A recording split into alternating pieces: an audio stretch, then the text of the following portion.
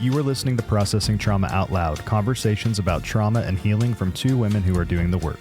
My name is Jeremiah Jones, and I am the producer of this podcast. In today's episode, Candace and Cher continue a 4-part series discussing rupture and repair in our most meaningful relationships. Today's topic will look at why it's important to regulate our emotions before we are able to have repair and healing. When relational ruptures continue without real healing, wounds become messages about who we and others are that make it difficult to have satisfying and safe relationships.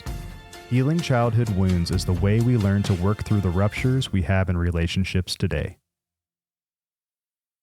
Hi, Cher. Hey, Candace. How are you doing today? Doing great. Part two. Part two.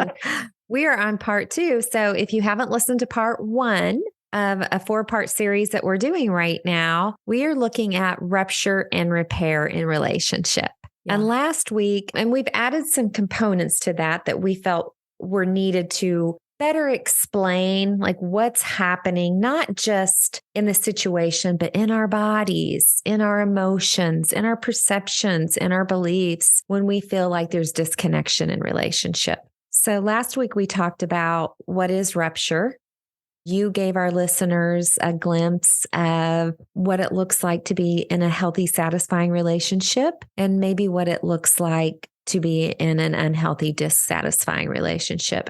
And I just wanted to mention that you really asked a couple good questions at the end of our last episode that can help listeners maybe identify where they're at on that, which I think is going to be very important to move forward in listening to the remainder of our episodes on rupture and repair. But today we're going to look at regulation.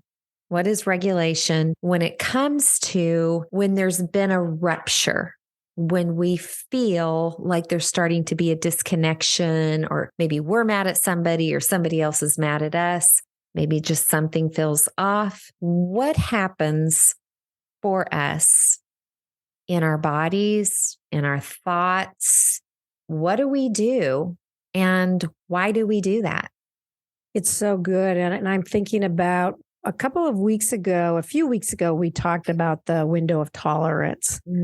Again, the spectrum of from 1 to 10 of hypoarousal being the lower. And when we move toward hypoarousal, everything slows down.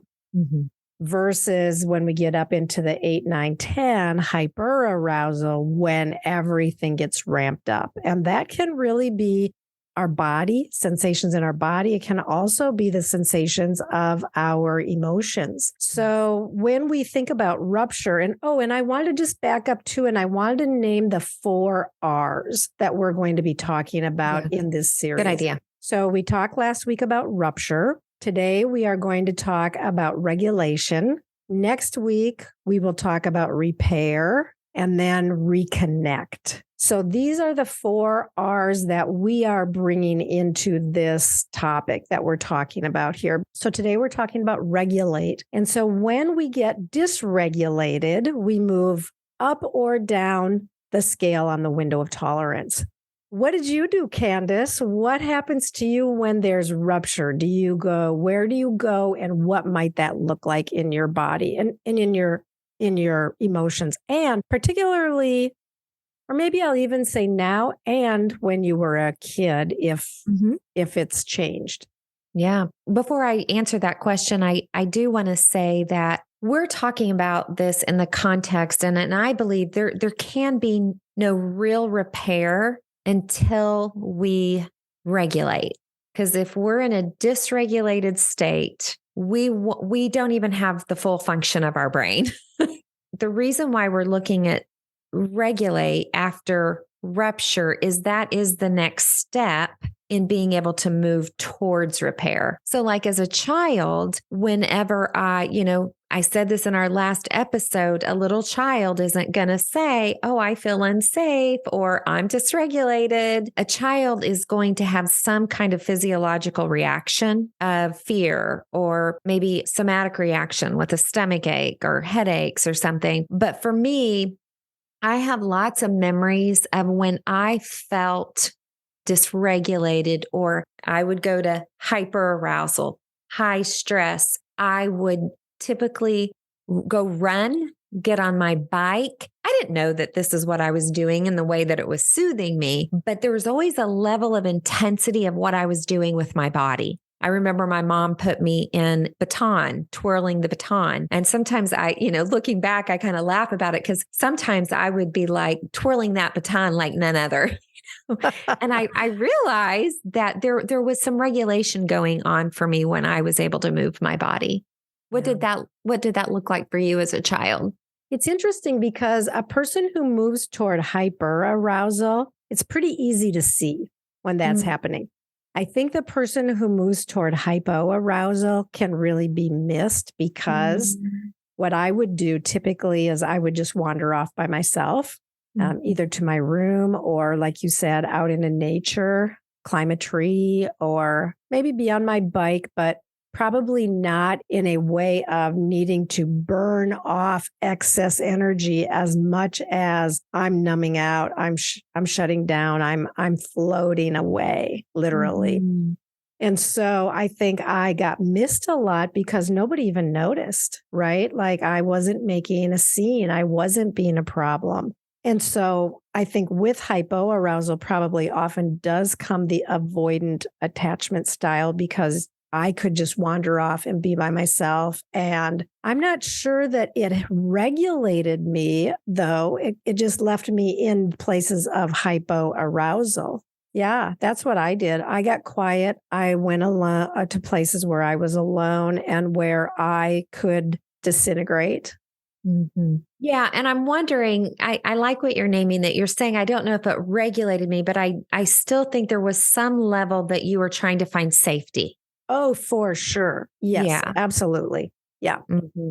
As an adult, we can maybe look back at our childhood and possibly identify ways that we were trying to find safety and security, right? Yeah. But as an adult, what that looks like now is going to look different, right? But yet it's still coming from this place of dysregulation of either being hyper aroused or hypo aroused. Yeah. And like I have said in our story group, sometimes when people get dysregulated, they need space, right? Give me a little bit of time. I need to think this through, and I have said, hunt me down, come after me. Like, don't let me wander off and just fade away. And so that's what I need to. And I guess you're right. Like, I think those things did help me regulate, but it didn't bring repair. The rupture was still there. I went away. I was able to get regulated by myself, but it didn't actually bring me into the places of repair yet. Mm-hmm. Yeah, because that is one of the components of avoidant attachment is that you become self-reliant. Right. Oh, yeah.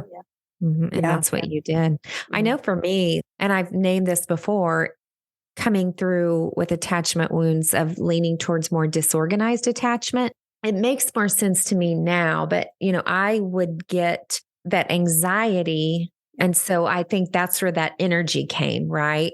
That panic, that energy. And then there were times that I would want to avoid. So the capacity to flow in and out of that has been my journey of healing as an adult and looking at my relationships of, I'm feeling a little anxiety here. And being curious of what's happening. Where's my fear? Where am I not feeling safe? Or I do deal with, I'm out of here. I'm done. I have to navigate what that disorganized attachment looks like. So we did what we did as kids. If the adults in our world didn't see us and help us regulate, we found ways to do it. Mm-hmm. And then we carried those patterns into our adult years and into our adult relationships. So that's where we are today, right? And sometimes our attachment styles and our ways of regulating our arousal, they don't help bring us into relationships where we feel those high levels of satisfaction, where there's love and connection and a sense of really knowing one another and being able to be open and offer care, right? If we avoid conflict or avoid honesty when there is hurt or when there is rupture, If we avoid, and my big three that I feel like I did throughout my life is hide, pretend, and perform. So I would hide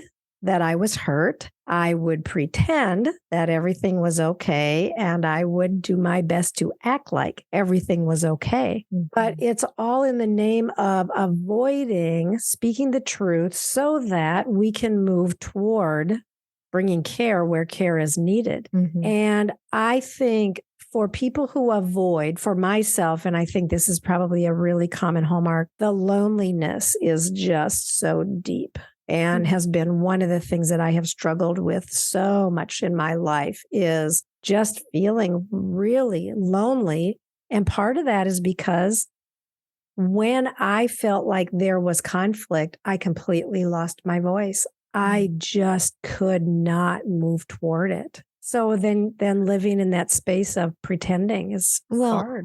Yeah, because as a child, you actually couldn't use your voice. And so it sent you into isolation. And that did become your safe place. And I want to say, when you think about, okay, we're talking about regulation. Before we can repair, we have to bring ourselves into a regulated state. And on that window of tolerance, it's between 4 and 7. It's when our prefrontal cortex and our limbic brain are both integrated. They're operating together. I'm thinking clearly. I'm not void of emotion, but my emotions aren't taking over. And so I want to say that we learn how to cope. And yes, coping will regulate us, but it doesn't heal us. Right. Okay. So we learn to cope as children in a way that we could breathe and bring some level of safety, right? Yeah. But then as we get to be adults, those coping behaviors can become problematic. And like you said, my coping behaviors were more obvious being a wild child. Your coping behaviors weren't as more obvious, but they were still coping behaviors that did not serve you in your adult relationships. No, exactly. Have not served me. And, I think it's coming back again to, we want relationships that are very satisfying and full of love and goodness. And if we can cope and get regulated so that we can be present, that is a helpful step. It's not enough, because it doesn't bring us through the situation and help us find the repair. But we can't move toward repair until we have the regulation, because if I'm shut down or you are frantic, repair is not going to happen in that moment. So the regulation is really important. And we've talked so much about this, about the value of being seen, soothed, safe, and secure, and how beautiful that is when that comes from another person, but how also beautiful it is when we can offer that to our own selves, and how tragic it is, in a sense, when as little children we had to offer it to ourselves, and yet how good it was that we could. That dysregulated state, like you said, if we don't grab onto the resources that work for us to regulate, we definitely can't move towards repair. And oftentimes it actually causes more hurt. If you stay shut down and I stay anxious and reactive or impulsive, we're going to pile more on. And so that's why I had to work with someone to do this initially. I didn't even realize when I was getting dysregulated in the ways that I would get dysregulated, because my dysregulation and coping behaviors, I had an arsenal. I mean, I had the big three, but then I learned to kind of power up and be very productive, be very busy, start new things. And there again, it's kind of like what you said. A lot of those things look very acceptable in society, until I had really good eyes and really good ears and a very tender, kind voice move closer to me in that space. I don't think I would have ever seen it myself in the way that I do now. Yeah.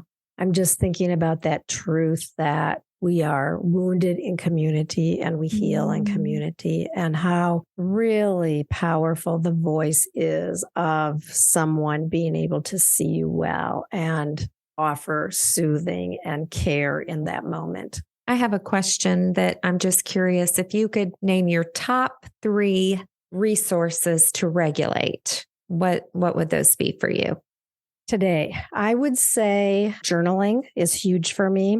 If I can sit down and start writing, that really brings my prefrontal cortex back online and gives me space to allow the sensations in my body to come to a place where I feel like I can tolerate it and begin to move toward it. So journaling is a huge one for me. I think another one is talking with a friend or with somebody who can hold the situation, who can really help, me stay in the focus, and someone who will be curious and really help draw me out. Because if I can process out loud, if I can process my trauma out loud.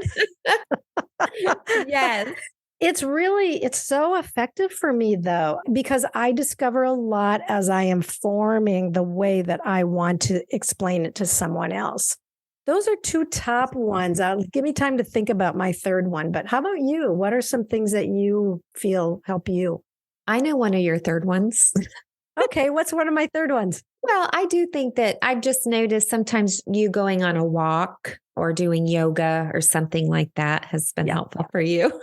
For sure. Yeah. We know each other well enough that we can answer each other's questions. Yep. My top one is still really what I did as a little girl, and that was just to move my body, to go for a run, to go work out, just to be active in some way. And sometimes it's even just, cleaning the house. I can't journal in that space as much. I've got to move. I also have to be aware, am I moving towards hyper or hypo? Now, I do lean towards hyper, but there are times that I have to realize, this is a time that I need to sit down and breathe and journal. And I've got to try to figure out in those moments sometimes where I'm at and what I need. So journaling has been helpful for me too. And I'm just going to say, I agree with you. There's just times I need to make a phone call to someone that I know that can hold whatever is happening in the situation at that moment. Yeah, that kindness and curiosity. And, it's this idea that we want to be able to do that for others, and we need other people who can do it for us. Yeah. And we can begin to learn how to do it for ourselves. Mm-hmm. Yeah. Can you say a little more about that? Yeah. Well, and I think that's part of what we're talking about here, right? Like we have discovered, now, like when you start to feel that anxiety, if you go out for a run, that regulates you. You are seeing yourself well in that moment. You are offering your body and your soul the soothing that it needs. Same for me. If I notice that I'm dysregulated and I go and I make the space and I sit down and I pick up my journal, or I make the phone call and I really press in and say, I've got to talk about something here. Yeah, I guess that wouldn't be for myself. That would be, but yeah, journaling. I think it's turning towards something that works for me to help me move. But I want to say for you, Cher, calling someone is doing something for yourself. Yeah. Because you're not turning to isolation.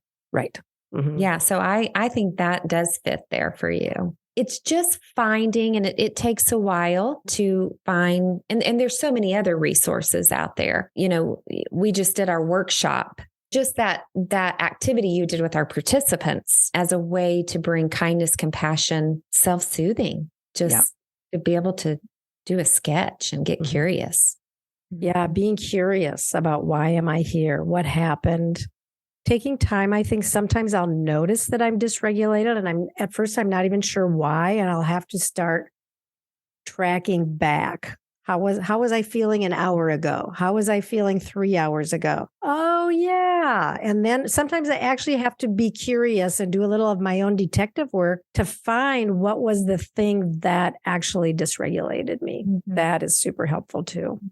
This is just so serious for anyone that is wondering, is this just how life is? Like I remember at times just really struggling with, is it always going to be this way? Is it always going to be this hard? And I want to say that when you do come to terms that you've experienced trauma in childhood, and for both of us, complex childhood trauma, it does feel heavy in the beginning. It does feel like sometimes it can get worse, but I don't know. I think the longer you stick with it and the more you understand this isn't about dishonoring and shaming your parents and working through all the complexity of that, which is very common for all of us to go through.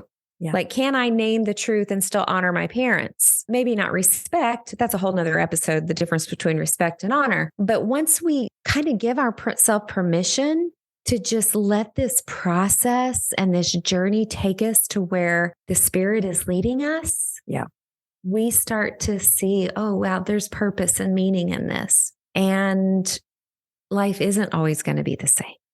Yeah. And if we heal those wounds, if we do the work and we discover the wounds from our childhood, we bring care to that. We learn how to soothe and regulate our body.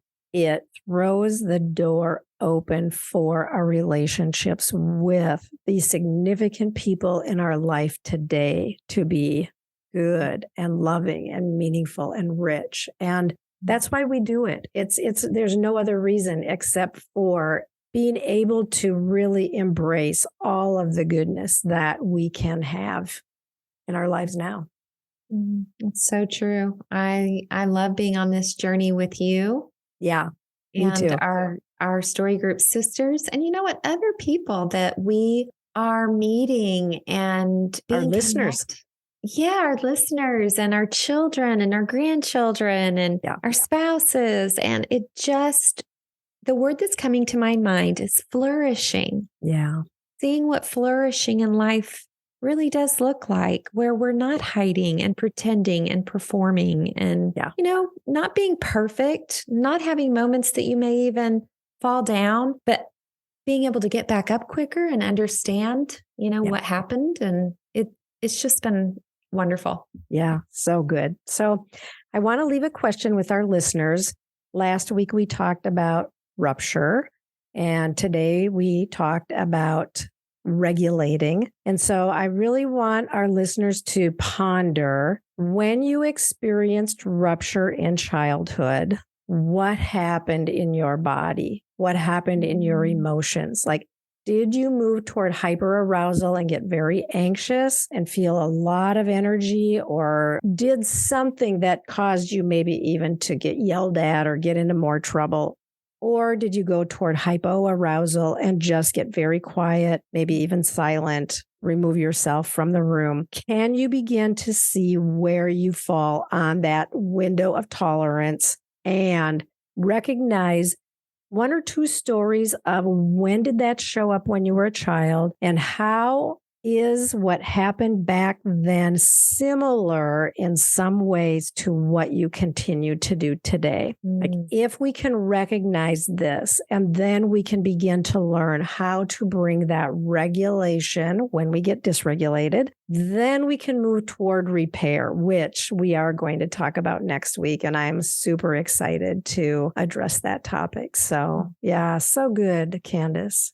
I want to say really quick, if we have listeners that are curious about doing story work, hiring a coach, or finding a therapist, we would be happy to have that conversation with you. And you can reach out to us at CandaceShare@gmail.com. Go to Processing Trauma Out Loud on Facebook. You can connect with us there. We want to know whether you work with us. We want to help you find someone.